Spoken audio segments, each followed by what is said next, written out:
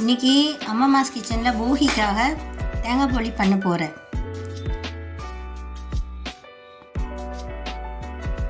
அதுக்கு முதல்ல மாவு பிசையணும். அந்த மாவு ஊறணுங்கிறதுக்காக நான் ஒரு 4 மணி நேரத்துக்கு முன்னாடி பிசைஞ்சு ஊற வச்சுருக்கேன். அந்த மாவு தான் பார்க்குறீங்க.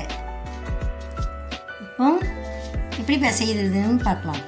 ஒரு ஆளாக்கு மைதா மாவு,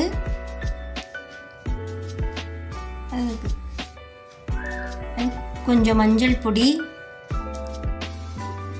கொஞ்சோல உப்பு போட்டு நல்லா பெசரி விட்டுட்டு நல்லா பெசரிட்டு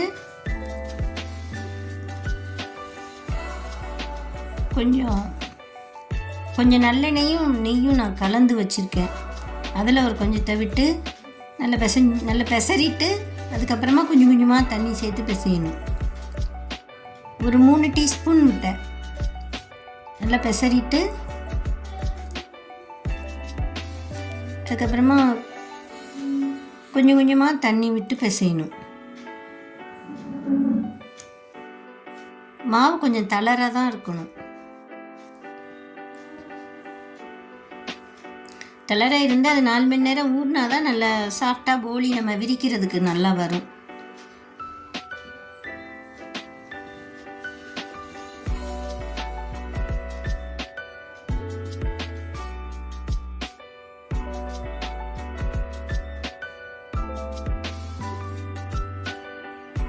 அதுக்கப்புறம் நம்ம அது உள்ளே வைக்கிறதுக்கு ஸ்டஃபிங் பண்ணுறதுக்கு தேங்காய் எடுக்கிறேன்.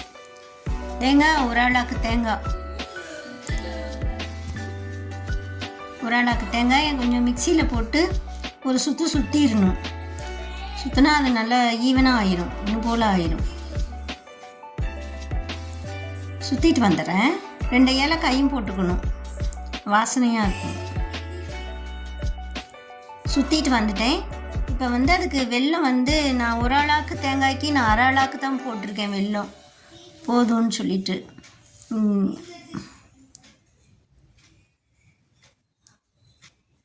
வெல்லமும் போட்டு 2ஐயும் சேர்ந்தாப்பில் சுற்றி கொண்டு வந்துடணும். பூரணம் இதுதான் பூரணம். நல்லா சேர்ந்தாப்பில் நல்லா வந்துருச்சு பூரணம். இனி போலி விரிக்க வேண்டியதுதான், போலி தட்ட வேண்டியதுதான்.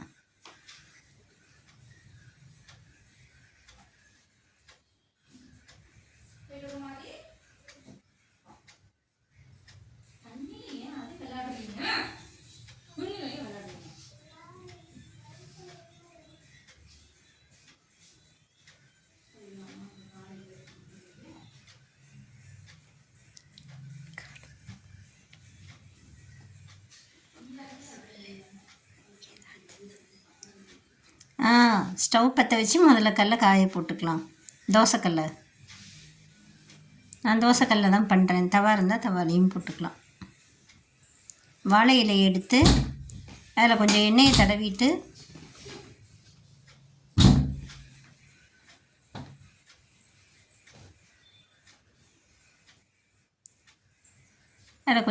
தடவிட்டு மாவு எடுத்து தட்டணும்.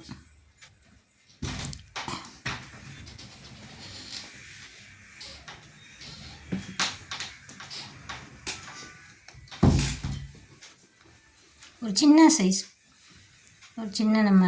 நான் சின்னதாக தான் பண்ணுறேன். அதனால் கொஞ்சம் சின்ன சைஸ் மாவு எடுத்து நல்லா தட்டிட்டு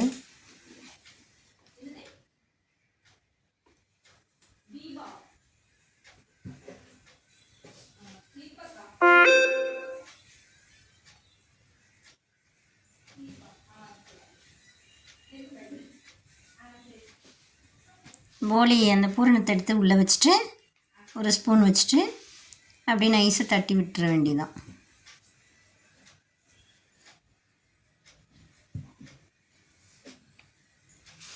நம்ம முடிச்சு போடுற பக்கம் அடியில் வச்சிடணும்.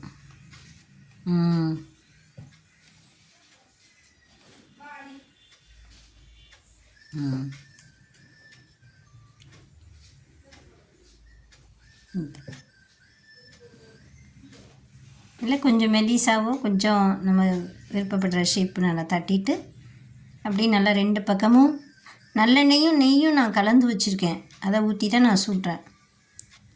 சுட்டு எடுத்தால் போடி ரெடி ஆயிரும்.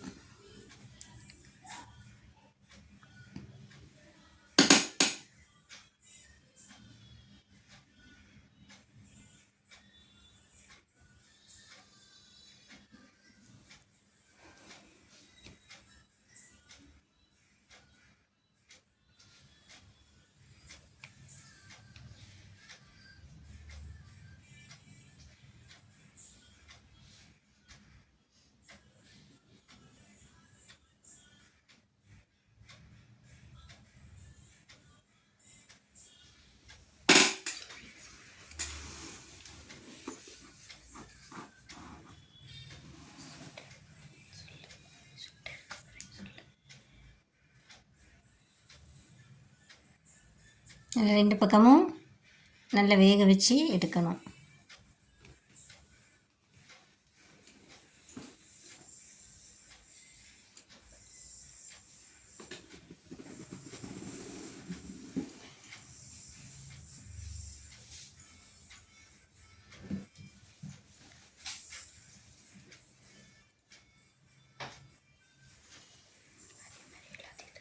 அதே மாதிரி இன்னொரு போலியும் தட்டி காமிக்கிறேன்.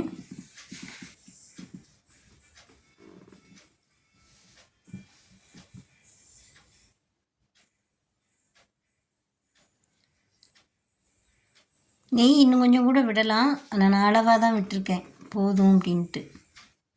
பிள்ளைகள் டயட்டில் இருக்காங்க, இன்னும் நெய் சேர்க்காதுங்க ரொம்ப.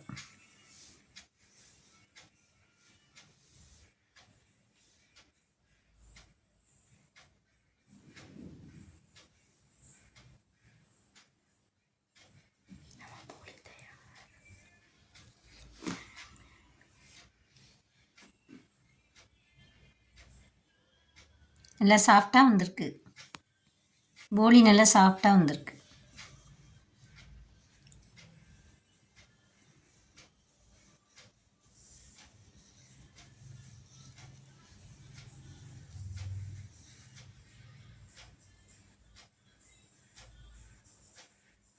இதே மாதிரி எல்லா போலியும் செஞ்சுட்டு பார்க்குறேன். எனக்கு ஒரு ஆளாக்கு மாவுக்கு எனக்கு 5 போலி கிடச்சிது. பூரணை மட்டும் கொஞ்சம் வெந்து இருந்தது. இதே மாதிரி போகி பண்டிகைக்கு நீங்களும் போலி செஞ்சு சாப்பிடுங்க, சாமி கும்பிட்டுட்டு சாப்பிடுங்க. நன்றி.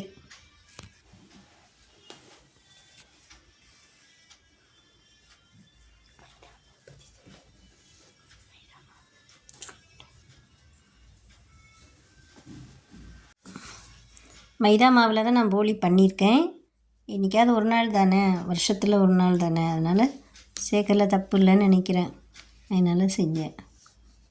அதில் செஞ்சால் தான் நல்லா டேஸ்ட்டாக இருக்கும், அதனால தான். நன்றி. கோதுமை மாவுலேயும் செய்யலாம், ஆனால் நான் இன்றைக்கி செஞ்சது மைதா தான். நன்றி.